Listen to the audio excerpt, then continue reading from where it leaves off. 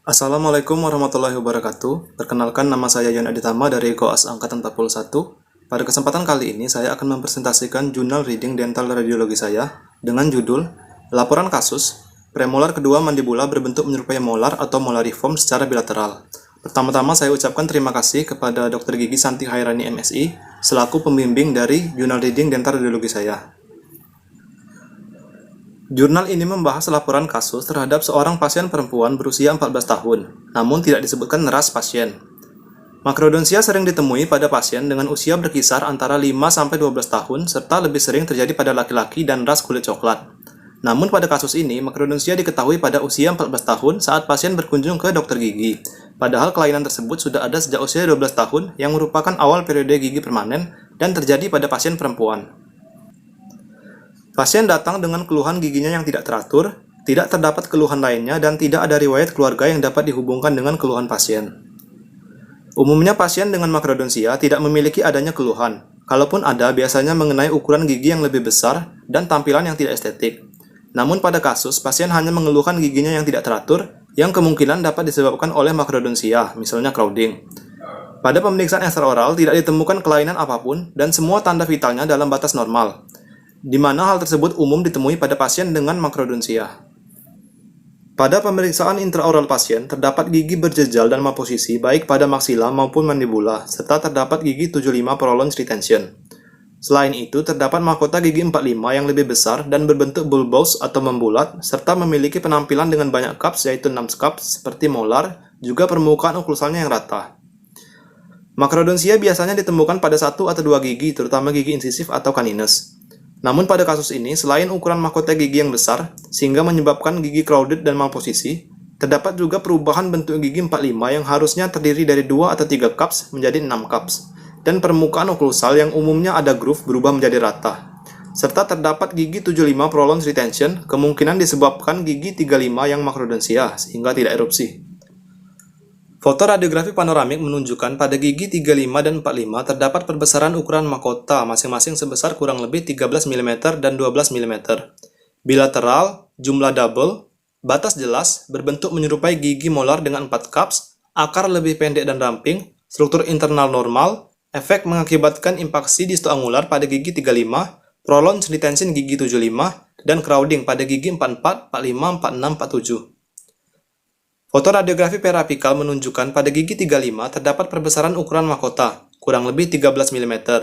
Single, berbatas jelas, berbentuk menyerupai gigi molar dengan 4 cups, akar lebih pendek dan ramping, struktur internal normal, efek mengakibatkan impaksi distoangular pada gigi 35, dan prolonged retention gigi 75.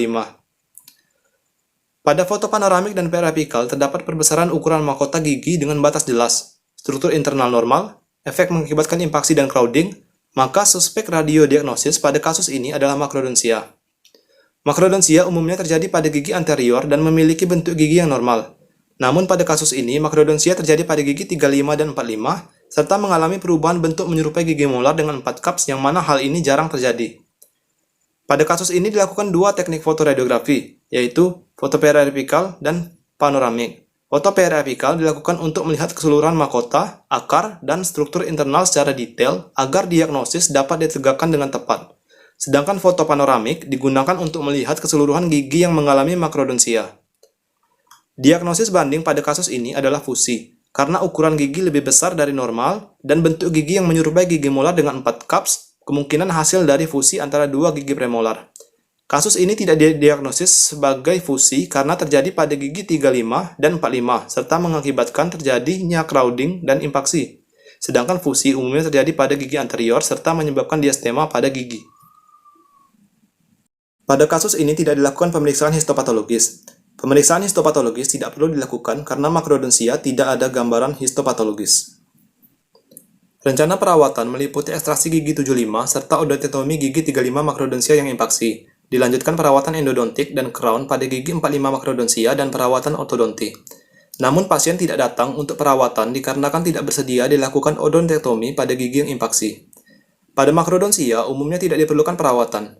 Namun apabila dianggap mengganggu estetik, dapat diatasi menggunakan crown dan gigi tiruan jembatan serta perawatan ortodonti. Sedangkan jika impaksi diindikasikan ekstraksi. Seperti pada kasus ini, odontectomy gigi 35 yang impaksi bertujuan untuk mencegah adanya komplikasi, sedangkan perawatan crown pada gigi 45 untuk memperbaiki estetik. Dilanjutkan dengan perawatan ortodonti untuk memperbaiki susunan gigi yang crowding. Kontrol pada kasus ini meliputi pemeriksaan rutin guna melihat perkembangan kasus dan melakukan tindakan saat pasien setuju untuk perawatan gigi di rongga mulut. Sebaiknya dilakukan kontrol secara rutin pada gigi yang makrodonsia untuk melihat pengaruh gigi tersebut terhadap oral hygiene dan kondisi oklusi gigi pasien. Jika gigi makrodonsia yang impaksi dilakukan odontectomy, maka kontrol berupa observasi terhadap jahitan dan penyembuhan luka dapat dilakukan seminggu setelahnya. Kesimpulan dari laporan kasus ini yaitu, radiodiagnosis pada kasus ini adalah makrodonsia. Berdasarkan gambaran perbesaran ukuran mahkota gigi dengan batas jelas, struktur internal normal, efek mengakibatkan impaksi dan crowding. Namun pada kasus ini makrodonsia terjadi pada gigi premolar serta mengalami perubahan bentuk menyerupai gigi molar yang jarang terjadi. Sekian presentasi dari saya. Apabila ada kesalahan saya mohon maaf. Atas perhatiannya saya ucapkan terima kasih. Assalamualaikum warahmatullahi wabarakatuh.